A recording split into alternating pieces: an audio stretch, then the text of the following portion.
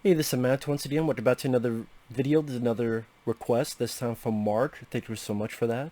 For those interested in requesting pretty much any type of videos or topics, lists, rankings, reviews, commentaries, re-reviews, whatever, feel free to send them either directly to my PayPal or join my Patreon. Both links are down below in the info box. Now, this is for an extremely goofy movie. Now, I believe I reviewed the first film, a Goofy movie. I remember liking it. I remember being a pleasant surprise. I thought it had a nice, decent heart to it. This road trip story between Goofy and his son Max. And it has some nice father and son moments. And being a pretty decent film. Now, this film is alright. It's a time waster. I don't hate it or anything. I do think it's a step down from the first film. But the animation is very good for a direct-to-video sequel that came out in 2000. The animation is fairly good. It's a short film. It's only an hour and 18 minutes. Goofy, Max, they come back. Max's friends, one voiced by Rob Paulsen, who voiced Raphael in the 80s Ninja Turtles cartoon. Donatello in the 2012 Ninja Turtles cartoon. He's voiced a lot of other characters. Animaniacs, things of that nature. Also, the other buddy, voiced by Pauly Shore, he comes back, and in fact, I would say he has a little bit of a bigger role compared to the first one, and it shows the difference in Pauly Shore's career, because in the first movie, I forget the exact reason he's not credited, but nowadays, yeah, go ahead, credit me, because in that span of a couple years, Pauly Shore's career went down. See, when the first Goofy movie, Pauly Shore's career was, I'm starring in films like Son-in-Law and In the Army Now, and he did Jury Duty. But then films like Jury Duty and these films bombed Biodome.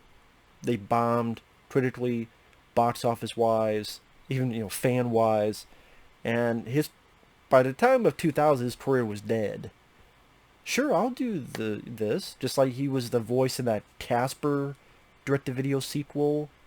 I forget which one it was. On other stuff. Like, yeah, I'll do it. Which I have a feeling he'd be unsure if he was still starring in movies. But Max is going to college. Goofy's going to miss him.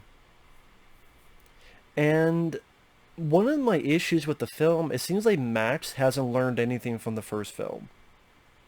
It seemed like by the end of the first film, his dad is Goofy, and he learns to tolerate him more, deal with him more. But it seems like he's back to almost square one, where once again, I get that he wants to be independent, go to college with his friends, and be out of his dad's hair. But at least maybe a few moments of him, learning a thing or two from the last movie. Hey, Dad, hey, I'm going to miss you too. But hey, at least you could call, all this stuff. To show that, the first film mattered a little bit at least. But it does seem like that's the case, because it seems like he's once again a douchebag in this film, like he kind of was in the first film. But that makes it a little bit worse than this, because I'm like, you already went through the first movie. We're kind of going through that again. Only this time, it's mixed with Back to School with Rodney Dangerfield and Extreme Sports. The Back to School portion, because Goofy is very sad that his son's gone. You do feel sympathy for Goofy when he misses his son. I thought it's animated well.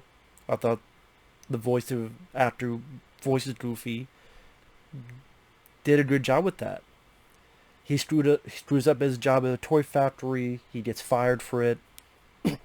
He's trying to find a job, but he needs a diploma, college degree. I should say college degree, in order to get another job.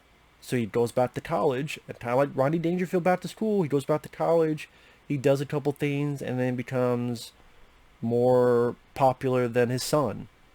And his son resents it, just like the son in Back to School resented his dad getting popular. And the way Goofy gets popular is because by his accident-prone vibe, he does well on a skateboard.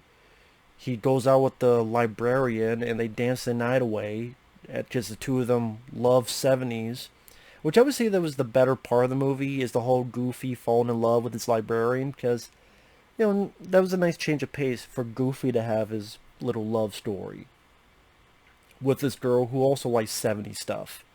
So Goofy's like, look at my Gilligan's Isle seashell. And the first film had more of its own original songs. This one, they paid some money to get some popular songs. I mean, you got Shake Your Groove Thing, baby. When Goofy and the librarian are dancing on the floor. Very much 70s style. Very much Saturday Night Fever style, because Goofy is wearing the suit pretty much from Saturday Night Fever. Which is weird, because you look at the plot of that movie, Saturday Night Fever, it doesn't seem like a movie replicated for a cartoon. But it is. But they got like the Partridge Family. Come on, let's get happy. So again, for a direct-to-video movie, they paid a decent amount for songs. Like I said, you got Partridge Family and other people in there on the soundtrack. But again, kind of one of the issues I have was going through the same old, listen, Dad, I'm not a little kid anymore. Get your own life. I'm like, this is the same that we saw in the first movie.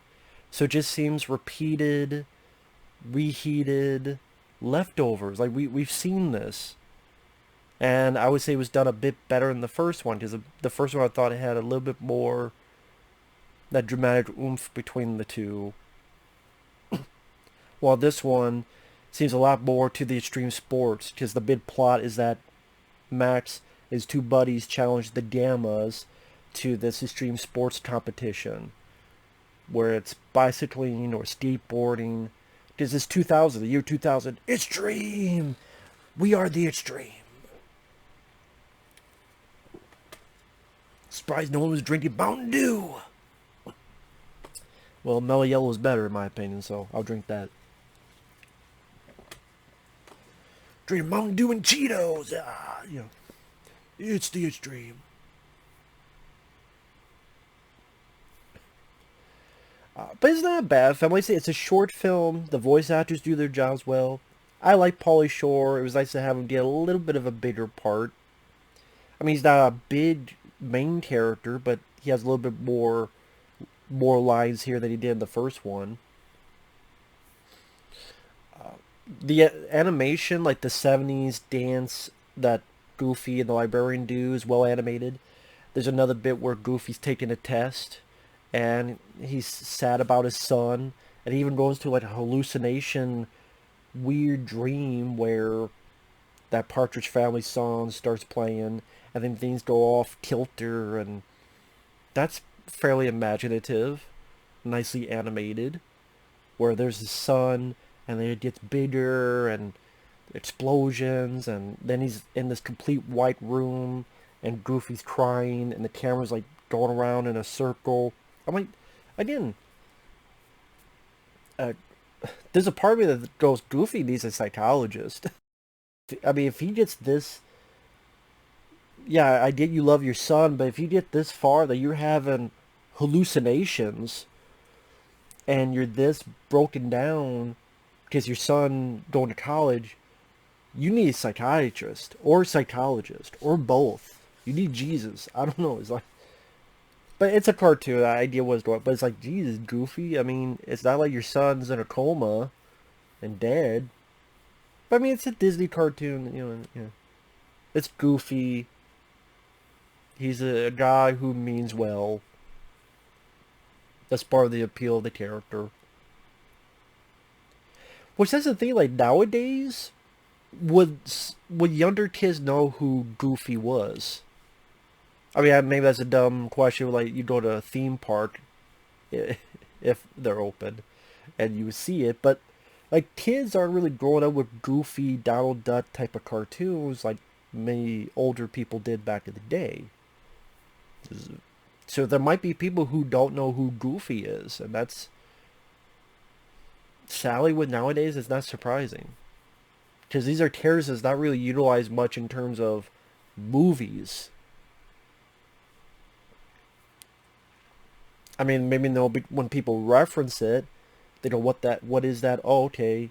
You've heard it referenced a number of times, but if you sit them down and go, how many of them have actually watched one cartoon of Goofy or Donald Duck? You probably have a low quotient of an answer from younger folks and kids of today. I don't know why that. It doesn't bother me. It's just one of those things that I had to think about.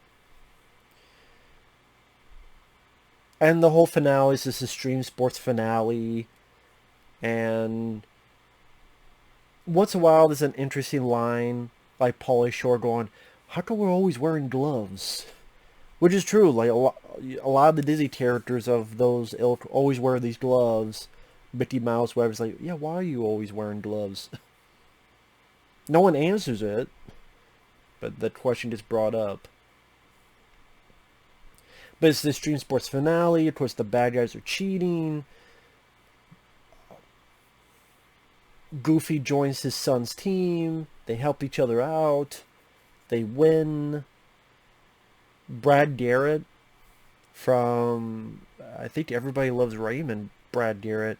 He's one of the Gammas, but then he gets fucked over, so he's helping the good guys, and he gets revenge on the main bad guy. Goofy graduates. Max Foley, yet again, listen, I might not be your little kid anymore, but I'll always be your son. I'm like, well, again, we saw this in the first movie, so that whole father-son thing to me did not work as well for me than the first one, because it just seemed like we're just repeating the same thing. If it did something a little bit different with that, like he learned from the first, he's more tolerable with his dad, but then it's some other issue, some other angle with it, but they didn't really go in that direction. And it does seem like it's more about the sports, the extreme sports, than while the first film didn't seem like it was less about, it was more about the father-son than the actual plot, while here the plot seemed more the focus, and then the father-son.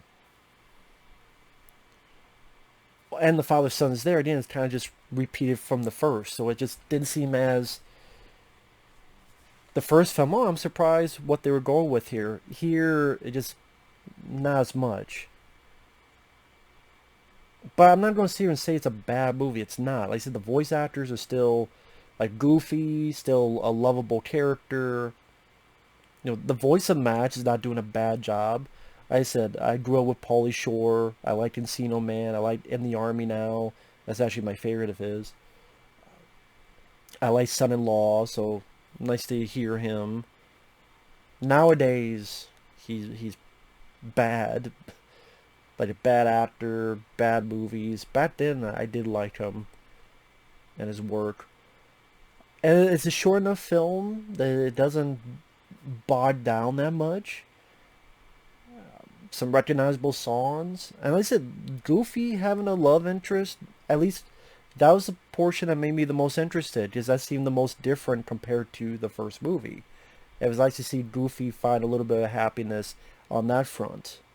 Nice little change of pace, because that's something I saw a whole lot.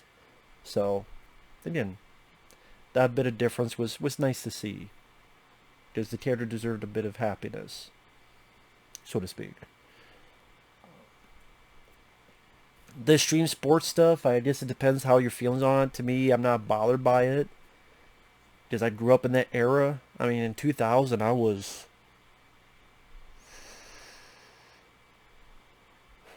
17 years old, so I guess the right age of the extreme sports being everywhere.